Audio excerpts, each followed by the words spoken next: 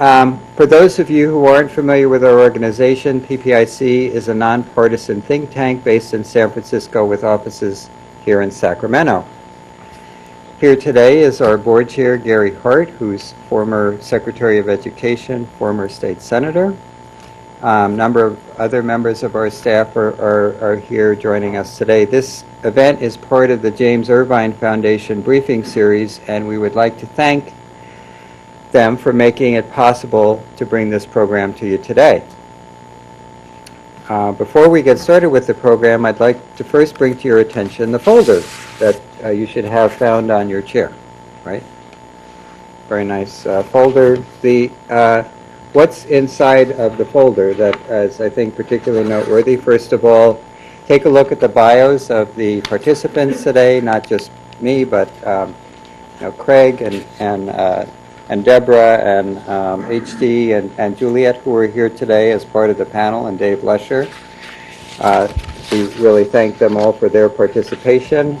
You'll find a piece on California state budget, which just came out, very short but very succinct and excellent summary of the recently proposed state budget that was authored by our policy associate here, Paul Warren.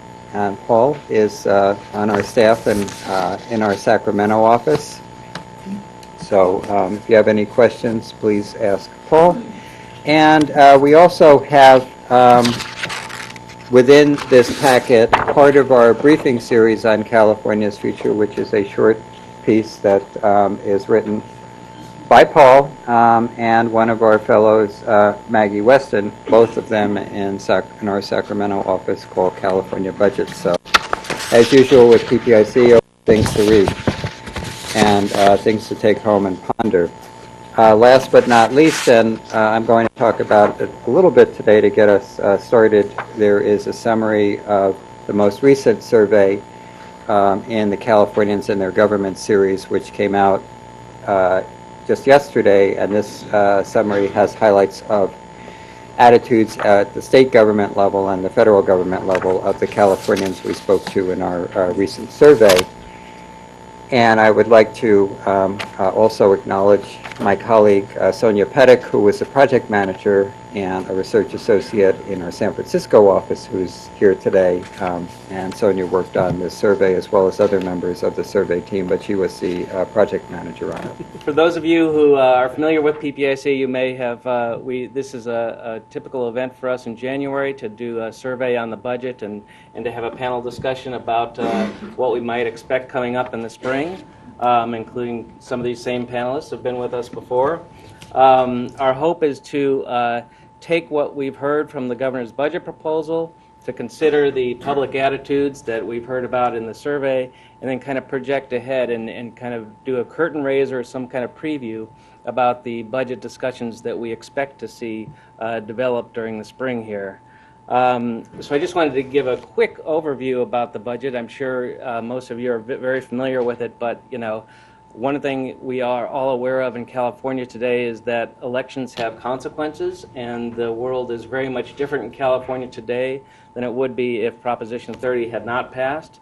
Instead of the trigger cuts that we might have expected then, and the restorations that would be required this year for a deficit probably in next year's budget, instead we're talking about recovery, things like stability, things like how do we build towards a more stable future. So that's a dramatic change. The governor proposed a budget that, as Mark talked about, the LAO described as kind of a baseline budget. It funds CalWORKs and IHSS. There's a slight increase for corrections and for UC system and CSU.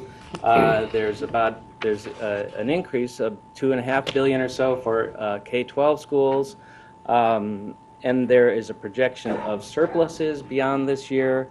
So it's a very different picture than we've had in recent years. So one question I hope we get to the panel, how simple and easy might this budget process be? But on the other hand, there are a lot of policy decisions that are pretty significant in this budget that we're also going to that will have to be considered in the legislature. One of the poll questions referred to one about whether money should go to debt or whether it should go to restoring cuts.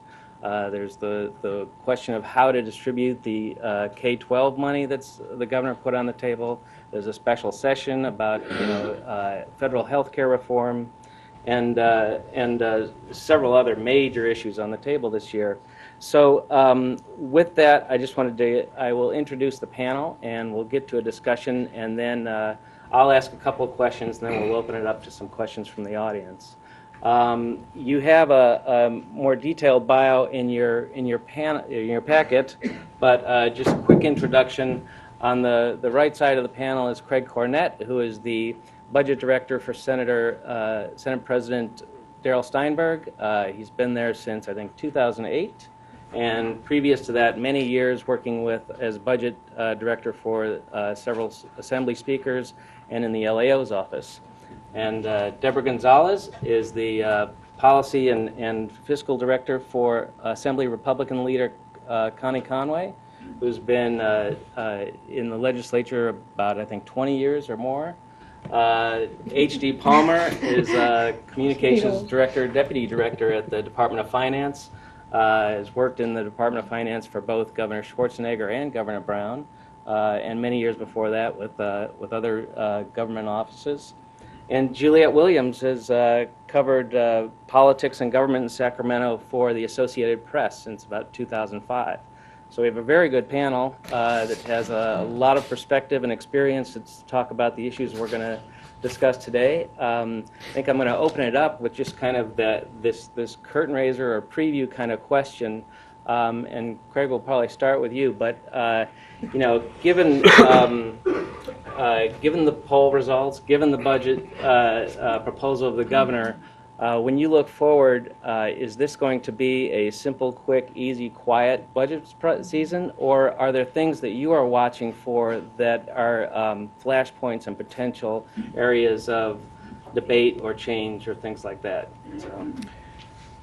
Yes, well, thanks for having me, Dave and Mark. I think there is a certain appetite for controversy on the budget, no matter what. There's a certain threshold. You're always going to have a certain amount.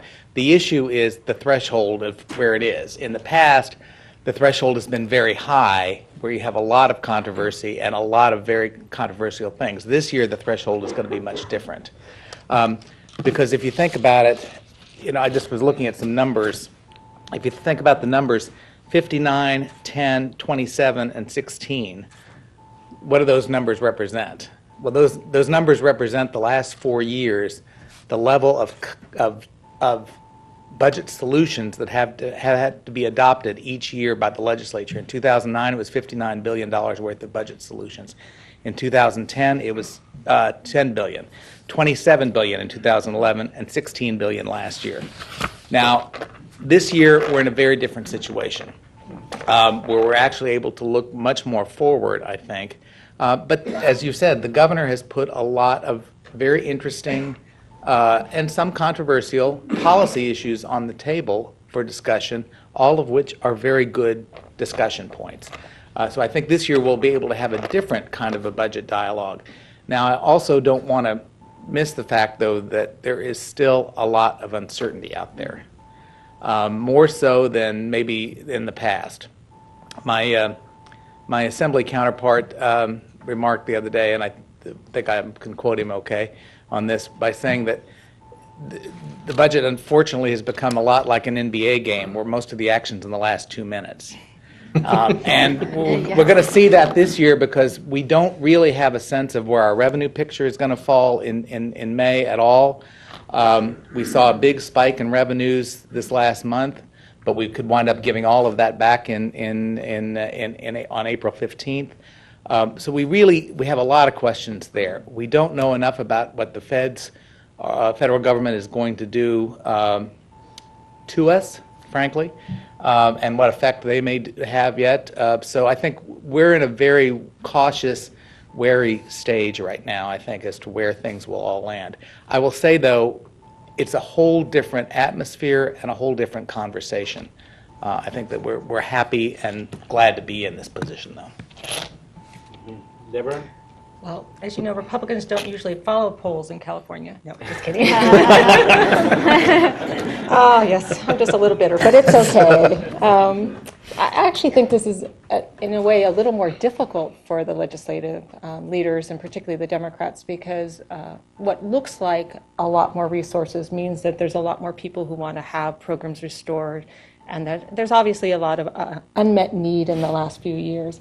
But I think the revenue volatility continues to be a concern. The way Prop 30 enhanced that volatility concerns us. The fact that we are still sitting on $28 billion of budgetary debt, and then we have, up to, depending on what study you look at, $60 billion of other unmet needs. But I think we need to be cautious, and I think that's why Connie is quoted as saying that the governor channeled his inner Republican when he talked about fiscal austerity. Somebody ought to channel a Republican. No, just kidding. It's just one of those situations. But we believe, we look at the budget a little differently. This budget actually, when you add back realignment, is the biggest budget that we've seen in history in California. And we count realignment because those programs were general fund programs, and those were general fund dollars that just went to the locals, but they're still programs that are being funded by taxpayers and spent by taxpayers for taxpayer programs. And so we're at $104 billion when you look at that. If you take this new revenue that showed up in January, the $4.9 billion, and you spend that, which we would caution against, we think we're creating a new California fiscal cliff that we don't think would be prudent. And so, for instance, one of the concerns that we have is that the governor waives the Prop 58 reserve requirement as part of this proposed budget. That was before the $4.9 billion showed up, but he proposed that. We would suggest that that probably isn't a prudent thing to do. If you recall, Prop 58 was created, it was passed, I think, by the voters in 2000, I want to say... Four? Okay, oh, thanks. Mm-hmm. I have no long-term memory. That's why I stay in the legislature. But it was created, and it requires the state to put away 3% of revenues up to $8 billion or 5% of total general fund spending. And the idea was to avoid these kind of big ups and downs and be able to smooth out the budget when we have these downturns. And I just went back and I looked at one of the reasons this would have been helpful is in 2006 we had a $95 billion budget, and it spiked up to $102.5 billion. So we had a $7.1 billion spike. We, of course, my caucus, as much as the Democrat caucus, we spent that money. And we only had a reserve of about $900 million. That next year, our general fund revenues were down to the $82 billion. I mean, it was a dramatic drop. We cut education by $8 billion. If we had put away some of that $7.1 billion, we would have been able to soften the blow. We wouldn't have been able to eliminate it. I mean, the crisis, and we spent a lot of time in Big Five and with many long nights and weekends and holidays. I think all of us did during that crisis in 2008 and 2009. We wouldn't have been able to eliminate that, but we could have softened the blow and particularly avoided some of the deep education cuts. So we would be on the side of the 55% of Californians, again, that's first-time Republicans, a majority, that want to spend down not to spend, but to actually put more money into a reserve and to spend down debt. Spend down on debt.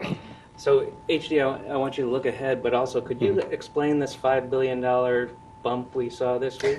Explain it. Yeah. Before everybody's eyes start bugging out, we think that obviously the personal income tax receipts are outpacing our projections. But before everybody assumes that that is A, because of the economy, and B, that we can spend it, we, as well as the legislative analysts, have a couple cautionary notes. We think two things are in play here.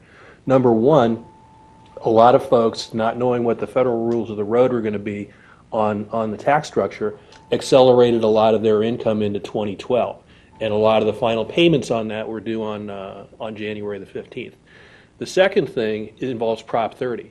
As most of you know, the Prop 30 higher top marginal brackets covered the 2012 tax year, not just starting with the 2013 tax year.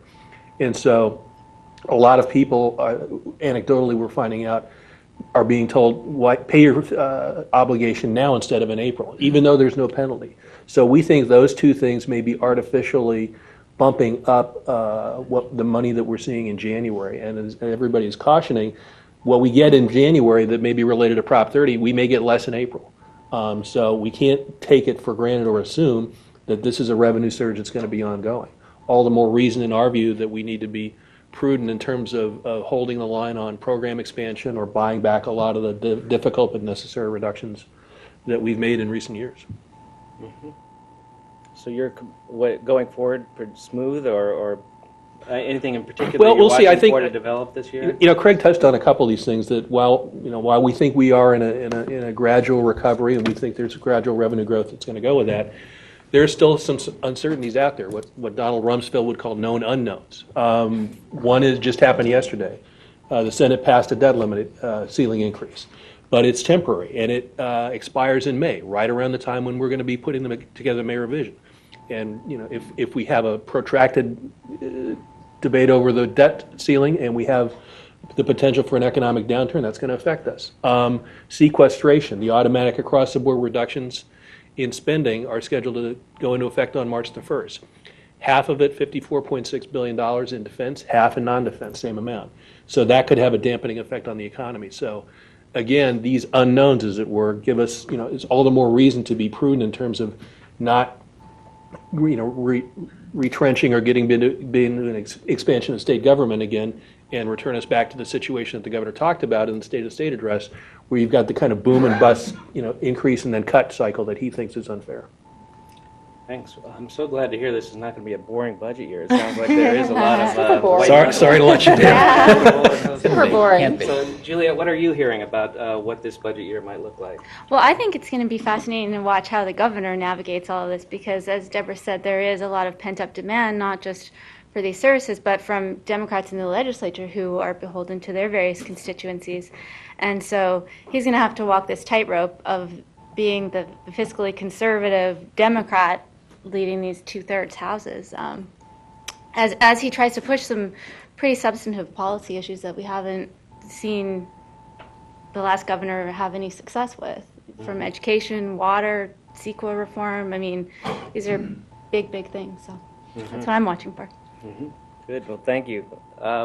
So one thing I wanted to ask about the supermajority this year, because obviously in the past, for many years, that's been a major budget issue. There have been many years where, the requirement for a supermajority vote was what determined what the budget looked like. Now we have a supermajority in the Democratic side, and I guess my question is, and I'll start with you, Deborah, especially for the Republican caucus or Republican side, how does the Republican side respond in the supermajority environment? And also, I'm interested whether anybody thinks that the supermajority vote will come into play in some way in the budget process here. I don't really think it would have had much of effect this year, or will have much of effect this year, because of the nature of we really have the revenues we need. And so really, since we passed Prop 25, which changed the vote requirement to a majority vote to pass the budget, and it was only 2/3 vote to get taxes, I don't believe we're going to see a big tax vote. I could be wrong, but I don't think we'll see a big tax vote. I think the really interesting dynamic, and particularly in the Assembly, is the fact that 38 members are new, and 28 of them are Assembly Democrats. And that's a dynamic that we haven't experienced before. With the special elections, we will have 40 new members in the Assembly who haven't served in the Assembly before. For a while there, we were getting some, I wouldn't call them retreads, but they were members who had been there before and had come back and they were serving. But at this point, we really don't have, these are true freshman members who have no experience on the budget, have a lot of local government experience. If anybody watched the hearing in the Assembly, which I thought was very good yesterday, they have very strong ideas about policy and ideas, but they haven't been through the budget wars. So they may not have that residual feeling that we need to restore stuff that they never participated in cutting, but on the other hand, they may have a more of affinity for the local governments that our members, once they've been up here, have lost over time, particularly faced with crisis. So I think the newness of the members is going to be more dramatic than the 2/3 vote issue, because there's just not that much you need a 2/3 vote for anymore. How about HD? I would agree with Deborah. I think one of the things that it's going to be interesting to watch, as we talked about, is this is a pretty policy-heavy budget. There's always going to be whether or not certain procedures or certain proposals should be in a policy committee or in the fiscal realm. And probably the biggest one is going to be the issue of the governor's local control funding formula for schools. For those of you who are following this, by the way, by the close of business today, we intend to have the trailer bill language posted on our website at the Department of Finance under the budgeting tab. For those of you who are not familiar with it, the governor is, again, a refined proposal from what he's put forward before that has to do with restructuring the state's school funding formula, particularly to focus it on the issue of those students who have, the research shows us, the greatest challenges in learning. Of the roughly 6.2 million students in K through 12 schools in California, more than half, 3.3 million, are either English learners or they're from economically disadvantaged backgrounds, as measured by their eligibility for free and reduced price lunches. So what the governor is proposing to do in this funding formula is that in addition to the growth that all districts will see, he is proposing to target an additional increment of growth to districts based upon the proportion of those students who are either English learners or economically disadvantaged, because these are the students who have the greatest challenges to learn, and these are the students who the administration wants to give the greatest opportunity to achieve. Now, one of the things that we will be doing is we will be doing district by district projections or runs of how this is going to play out. Those aren't done yet. But we would emphasize that, unlike some of the critics, this is not a proposal to rob Peter to pay Paul. That's going to be a debate about urban versus rural districts or urban versus suburban districts. Everybody is going to see growth, but we're proposing to target an increment of that growth to this band of students. The other thing that the governor's funding proposal is going to do is to further break down the so-called categorical programs and give more flexibility and more authority to local school districts to allocate those dollars, because we think that has to go hand in hand with this new funding formula. So probably the earliest policy debate you're going to be seeing a lot of focus on, I think, is going to be on the school funding formula. So supermajority, are we going to see that come into play at all? I agree with Deborah. I just think that it wasn't a factor last year when circumstances were a little bit different. I don't think it's going to be a factor again this year. Great. And Julia, what's your impression of what the supermajority means to this budget discussion? And also, I wonder what you do cover politics. The new members that Deborah talked about. Not only are they new, but they have this perspective of potentially serving 12 years in the Assembly instead of 6 in the Assembly. Right. And also they were elected under a top 2 system, so some of them came to the legislature in a different route than would have been possible before. So Right. how has the supermajority and this new membership changed the political equation and discussion that we might see in the budget? I think the hope is that because they are here for longer, that we can have some of these more substantive policy debates without the need for constantly running again, or the fear of repercussions along with the top 2, and that we'll have a more moderate legislature. I think a lot of people are expecting that you hear about 2/3, and that it's Democrats controlling, and they're going to push an ultra-liberal agenda. But many of the Democrats, I'd say, I don't know, a quarter maybe, are much more moderate and more conservative. So I think that'll. Mm-hmm. So different than before. I think so, and I think that's the hope, that we have some more substantive policy discussions on the education reform, which is going to be a big one this year. Craig, do you see the supermajority having an effect or coming into play here? Not in the shorter term, and I think there was a lot of hyperbole during the campaign in the fall about you get a supermajority here in the Senate in particular, because everybody expected the Senate to go to a supermajority. I think not so much in the Assembly. That was a bit of a surprise. It was surprising to us, too. Sorry about that. But our caucuses are smaller. We don't have to get extra tables. It's okay. That's right. But I think there was a lot of silliness in the air about the Democrats are just going to want to raise taxes and so forth with a supermajority.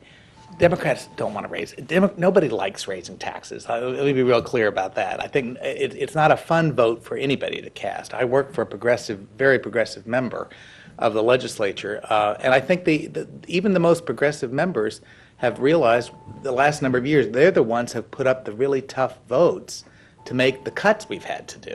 So I think that's they're in a different place, I would say. Now, over the longer haul, I would say, though, the one thing about the supermajority is it does provide a little better opportunity for dialogue about more fundamental kind of questions and reforms. For example, in Mark's slide presentation, he mentioned the public support for the moving to 55% for parcel taxes for schools. That's a very legitimate discussion to have. That would require a 2/3 vote to put a constitutional amendment on the ballot to do that. That's the kind of thing I think you will see, those kind of broader policy conversations going on. But nothing can go to the ballot until the 2014 election anyway. So you've got some time. I think you will start seeing some broader kind of conversation about those kinds of things. But so it's not so much in the immediate. So next year. You'll want to come to the panel next year. Yeah. Mark your calendars 12 months from now. I think that's true. We're going to have a Mythbuster panel here Yeah. because, I mean, there was a sense of this budget having stability, and you're telling us there's no stability. There was, a sense that the supermajority would make a difference, and we're seeing, okay, I don't see it coming into play here. I think everything's all relative. I mean, on the budget stability, it's a lot more stable than it has been, but nothing's perfect. No budget ever is, frankly, though. So, Juliet, I'll start with you on this one, but I wanted to ask about this trade-off that we saw in the poll question about, what do you do when you get to a budget like this? Do you use it to pay down the debt that we've accumulated, or do you use it to restore some of the cuts that we spent? And, it was very interesting. It's 55% of people say, to go with the paying down the debt, and how it breaks down is very interesting too. It was almost evenly divided among Democrats, and then very strong support for the debt payment among Republicans and Independents. But I guess I just wonder what you're hearing in terms of how much pushback might we see to what the governor put on the table in terms of the debt approach. Are you hearing that there might be people who want to go the other way and restore some of these There cuts? are Or what always do you people who expect? want to spend whatever money we have coming in. I think that makes sense, what we see in the poll with people wanting to pay it down, because Californians have just lived through this recession themselves, and they've endured the cuts. They've seen the cuts at their schools. And so even though they're probably eager to have those things be restored, there's also a sense of like we weren't maybe prepared as prepared as we should have been for the recession in terms of a rainy day fund and building up all this debt. I think that pool of money is some of the limited money that might be there to play with in terms of Democratic priorities. So I think there are definitely going to be members pushing for their various agendas. I expect that the governor will remain pretty firm on it because he seems the wall of debt has been something that he's talked about a lot, and that has seemed to be a priority for him, and that was an emphasis in his budget release also. Mm-hmm. So I think that'll be where maybe we see some of it playing out between the governor holding the line and some of the Democratic constituency trying to use that money. Good. And hey, I wanted to say a special thank you for participating today because of your broken wing Oh, here. you're welcome. Juliet broke her arm in a skiing accident recently, so she's learning how to type very slowly. And Actually, journalism is a contact sport. so, HD, how much of an issue do you think this directional debate is going to be about how to use this money? I think Juliet and Deborah are right. There's going to be push and pull on this because you can't legislate against pent-up demand. It's going to be there, and there are going to be certain individuals and certain groups who are going to want to say, okay, the worst is behind us. Let's kind of undo the cuts that we did before. But the governor has basically said, in terms of outside of the education area and some of the healthcare area, this is the new base. This is the new normal. And we're kind of heartened by seeing the results of the poll regarding the public's view on paying down this past debt. And under our long range plan, we cut it down to 1/7 of what it'll be this year, from about $27.8 billion to $5.8 billion at the end of the 16-17 fiscal year. And that's not just a view that is shared, within this town and within this building. As most of you know, Standard & Poor's, one of the 3 credit rating agencies, actually gave us an upgrade, something we haven't seen in a long time. And one of the things that they talked about in their write-up on why they were upgrading us dealt with this issue. And if you'll bear with me for a second, I'll just briefly read the passage. If the state can fully eliminate the wall of debt as the governor projects, the legacy of Proposition 30 would endure for much longer than the taxes themselves. And while reversing all of the budget liabilities comes at the expense of building up a budget reserve, we view it as no less beneficial from a credit standpoint. So we actually believe that building a reserve and paying down debt isn't an either-or proposition. We think we can do both. Under our long-range projections in 3 years, we project our budget reserve will be at about $2.5 billion. So we can go back and forth on the size of the budget. But the governor believes the most critical thing right now is paying down that wall of debt. We need to get to a point where we are not using today's dollars to pay off yesterday's bills. And so you can expect the governor to continue to hammer home this point about the critical nature of paying down the wall of debt. Deborah, do you have a perspective? Is this It's a big priority for our caucus. I think that there's little flexibility in terms of monkeying with the remaining debt repayment, because about $1.4 billion is ERB repayments, which are contractually required to be paid. So we can't, as a legislature, step back from those payments. But I think $2.5 billion of it is education. 1.9. See, I just kind of throw numbers out there, but but that's why we have a problem. But the education debt repayment doesn't benefit other expenditure repayments. It's part of Prop 98, and so it will be going to education, whether it's debt repayment or some other education repayment. So there's only about $1 billion of what we would call discretionary debt repayment that the legislature could pull back from its obligation on, because the governor already stepped back a little bit from his original schedule from last year. He reduced the debt repayment schedule by about $1 billion over what he was proposing last year. So there really is very little they could do there. And so I think that we'll see a lot of debt repayment on the books. Mm-hmm. Greg, how big of how much of a constituency is there for the alternative to the debt? Well, I think the interesting thing is my boss started in November after the LAO in their November report, the Legislative Analyst Office, showed that we were going to see growing surpluses. Now that was all based on current law, just assuming no change to current law or no change in policy. The LAO showed we would start seeing growing surpluses over the years, up to about $9 billion over time. Now, the governor's proposal came out in January, and he basically showed we would be in balance every year, as the LAO showed, essentially, but showed that there really wasn't that kind of a $9 billion spike at the end of the period. The reason for that, there's a couple of reasons for that. One is the governor's numbers on Prop 98 were higher, so more money was going to go to the schools on the natural. And the second thing that the governor was doing, too, is he was also putting money into some debt payment and also into certain policy areas, like higher education especially. Higher education in UC and CSU, he's got a major proposal on the table to make some changes there in how we fund higher education, and with a sort of a guarantee to UC and CSU of roughly a 5% increase each year as they go along. That doesn't sound like a lot, but the compounding effect of that takes a lot of money off the table.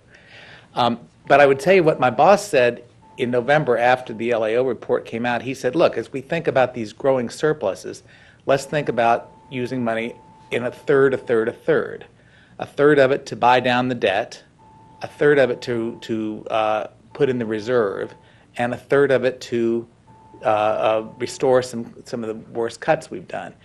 The governor's framework isn't all that different from what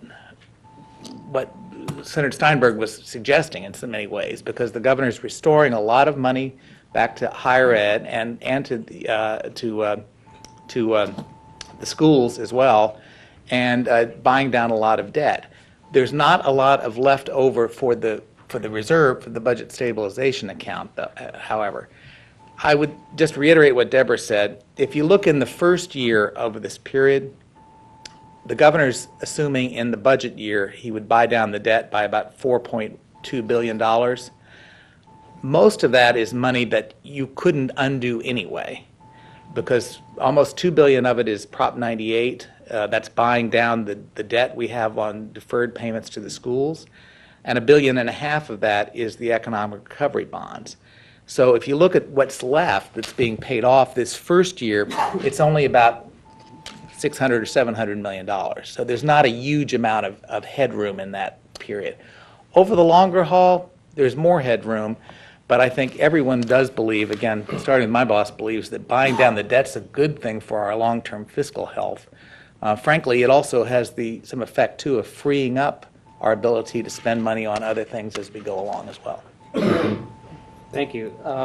Just a lightning round question, and then I want to get to the audience. But just kind of a bottom line. I mean, we've talked about the uncertainty in the revenue this year. We've talked about what HD talked about. Perhaps the major controversy might be how we spend the education money this year, and we talked about the trade-off of restoring cuts versus debt. The bottom line question is, should we expect that the eventual budget is going to substantially look like what the governor put on the table, or is it too soon to tell? Why don't we start, Craig, and come back this way? I think it's a little too soon to tell in certain things. I mean, some of the parameters, I certainly believe some of the parameters will stay the same. But I do think it's a little early to tell, especially on some of the bigger policy issues. In the K-12 education, the local control funding formula HD mentioned, that's a very, very good idea, the notion of trying to put more money where it's really needed. But the devil's really in the details there, and that's going to take a lot of unwinding and a lot of conversation and a lot of looking to see how that would look, especially over time. So that's a major policy conversation. The other big areas that the governor has put extra money in higher ed, as I mentioned, again, some very good, and by the way, on the local control funding formula, one thing that we think is going to really need to be done there is whatever the legislature entertains there, I think it's going to have to come with a lot of additional accountability. In the area of higher education, there's a lot of things the governor's put on the table that the folks I work for will really like. The notion of trying to ensure that there are no more tuition increases at UC and CSU, and that we can get more accountability and quicker time to graduation for students. Those are all things my folks would really like. Again, the devil's going to be in the details, though, and the accountability issues to the systems are very important. And the third major area the governor has is in the area of healthcare expansion, which I think my folks very much support, too.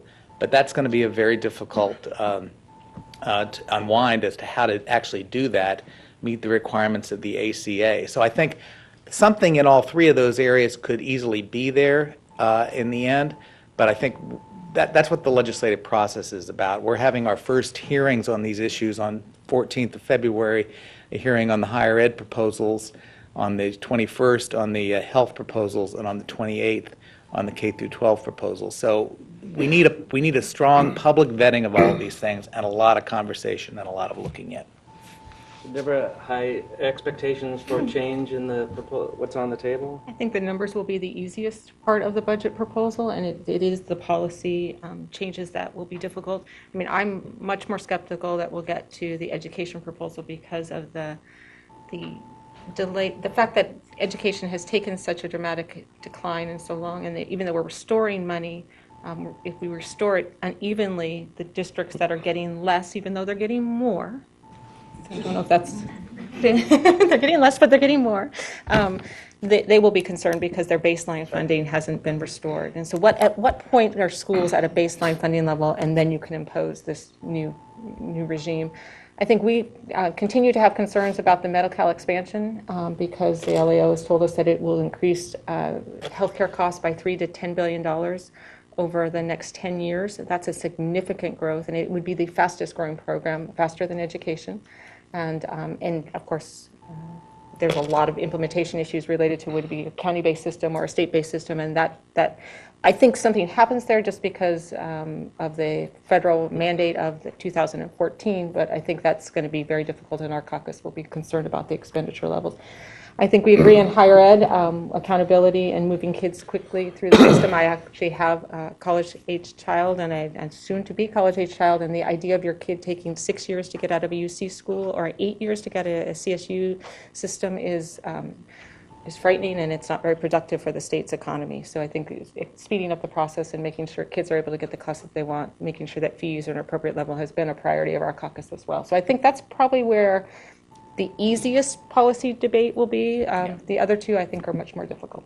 And by the way, I agree totally with Deborah on the local education. See, I on the love when they local do that. They funding agree formula. totally. Yeah, the local funding formula. That's going to be a very difficult thing Very in part difficult. because we schools are so far down. How do you kind of build back and do this? Although, again, in concept, it's a great Yeah. concept. So, Local control. Love Yeah. that. Great. HD, expectations for any difference between now and the end? What's it going to look like at the end? Ask me in May. Because all the uncertainties that we've talked about, we don't know. But stop and think about this for a minute. What have we been doing the last few Januaries when we've had this? We've been in a triage mode. It's been like the opening scene of Raiders of the Lost Ark. We're trying to run against that thing. It's about to run us over. What are we talking about today? We're talking about through the budget process, we want to have a thoughtful, thorough policy discussion on a number of very critical issues. That is a sea change from where we have been. And I think the moment shouldn't go unnoticed that we finally gotten to a place where we all want to be. And that's interestingly enough for our Department of Finance, for the administration, I think for the legislature as well. That takes a mind shift because we have been so used to, trying to outrun that boulder that's going to run us over that, okay, we think we're past the boulder, it's not going to run us over. Let's catch our breath and figure out thoughtfully where do we go from here. And I think, that's a welcome change from where we've been in recent years. Good. And Juliet, just quickly, are you hearing a lot of appetite for change in this budget, or should we? No, I mean, I think it is all revolving around these policy debates, and I guess maybe we'll have more details on the governor's soon to come on the education, the K-12 reform. As I think it was Deborah who said that it was maybe Craig, that this has been something a long time coming to reform the school funding system, but each of those categorical programs was established because there was a constituency for that spending. And so there's going to be a fight over every aspect of that and over every aspect of the money. I think a lot of people are expecting that schools will be robust and fully funded again because they voted for Prop 30, and they think, that the state is flush with money, and they may be disappointed when they find out otherwise. So. Great. So, well, thank you very much. We've come to the end of our time. I want to give And on an A. It was a great discussion. It was kind of like a pregame show for the Super Bowl and the budget we're about to see. So I thought it was very, very enlightening. Thank you. Thank you all for coming.